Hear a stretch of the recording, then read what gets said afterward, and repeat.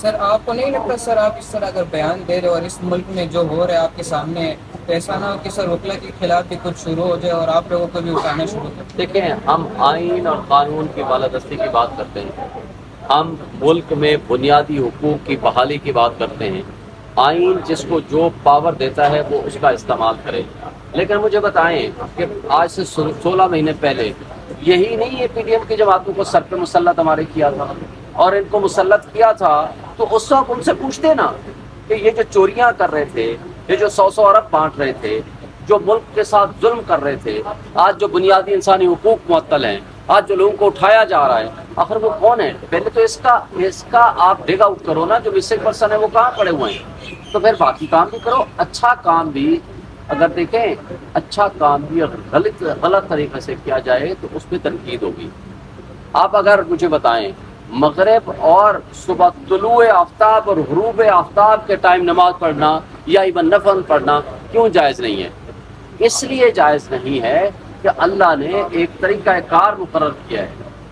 اس لیے ہماری جو مقدس کتاب ہے اس وقت، قرآن مجید کے بعد، حدیث کے بعد، وہ ہے ہمارا آئین، جو یہ کہتا ہے کہ حاکمیت اعلیٰ اللہ کے پاس ہے، اور اس کا یہاں پاکستان کے جو پبلک ہے وہ اس کا استعمال کرے گی یہاں کی حکومت کے معاملات، اور public through chosen representatives. Chosen representatives کون ہیں؟ جو آپ کے منتخب نمائندے ہیں۔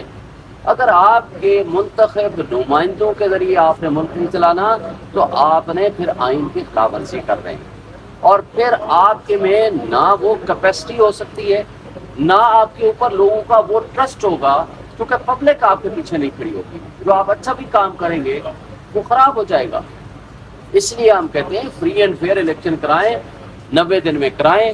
Let the proper public of Pakistan should decide کہ ہم نے کس کو ووٹ دینے۔ Thank you sir.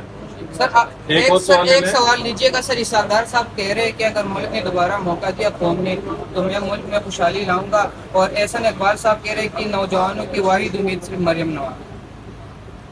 میرا خیال ہے نوجوان اور پاکستانی جس دن خودکشی کر لیں گے اس دن ہم سوچیں گے کہ وہ ان چوروں کو اوپر دوبارہ مسلط کریں گے۔ اسحاق ڈار آیا، اپنے مقدمات ختم کیے، پیسے اپنے سیدھے کیے اور سامان اٹھایا، وہ بھاگ گیا۔ وہ تو اس نے کہا تھا میں 100 روپے پہ ڈالر لاؤں گا، پتہ نہیں 150 پہ لاؤں گا، تو جاتے جاتے 300 روپے ڈالر کر کے چلا گیا، اور اس ملک کی جڑیں کھوکھلی کرنے میں ان کا قصور ہے۔ وجہ کیا ہے؟ ان کا پیسہ بھائی ڈالرز میں باہر پڑا ہوا ہے، خواہ وہ مریم ہو، خواہ وہ نواز شریف ہو، خواہ وہ اسحاق ڈار ہو، خواہ آصف علی زرداری ہو۔ بھائی ان کو کیا لگے کہ آپ یہاں بھوک سے مر رہے ہیں؟ بھائی وہ تو بلین ڈالرز لے کے بیٹھے ہوئے ہیں، ان کے پیسے تو ڈبل ٹرپل ہو رہے ہیں۔ اگر ڈالر اونچا جا رہا ہے تو ان کے مزے۔ وہ تو آتے ہیں، آپ ہمیں وہ غلام سمجھتے ہیں، ہمارے اوپر سے حکمرانی کرنے اور بھاگنے۔ اگر آج بھی ہماری قوم جہالت سے باہر نہیں نکلتی اور اگر نہیں سمجھتی، ان کو سمجھ چکی ہے، تو کرائے نا پھر الیکشن سے۔ کیوں بھاگ گئے ہیں؟ لندن میں کیوں بیٹھے ہوئے ہیں؟ آ جائیں۔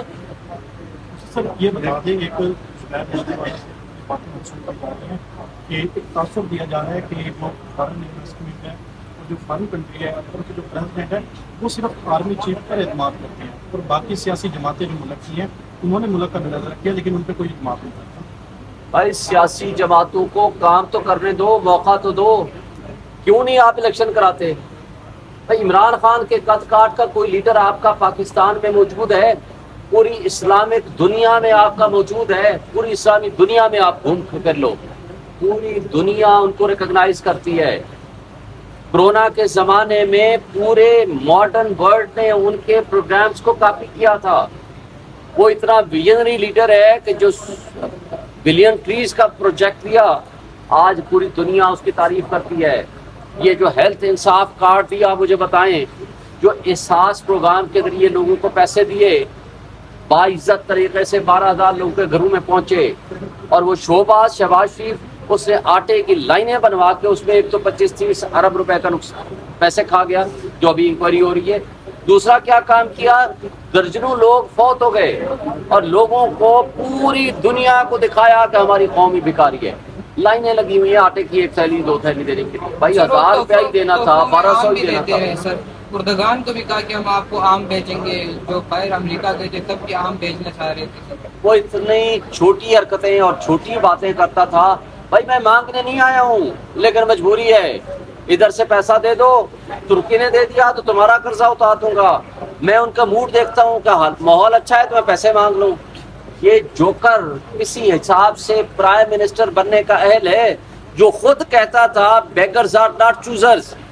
ऐसे लोग जो साजिश के जरिए आए थे, जिन्होंने गुलामी का तौक खुद पहना और अवाम को और कौम को पहनाना चाहते हैं, उनके मुकाबले में अगर इमरान खान ने रिजिस्ट किया मुल्क की सलामती की खातिर, मुल्क की खुद मुख्तारी की खातिर, मैं समझता हूँ कि फ्री एंड फेयर इलेक्शन कराओ, लोगों को मौका दो, उसको बाहर आने दो।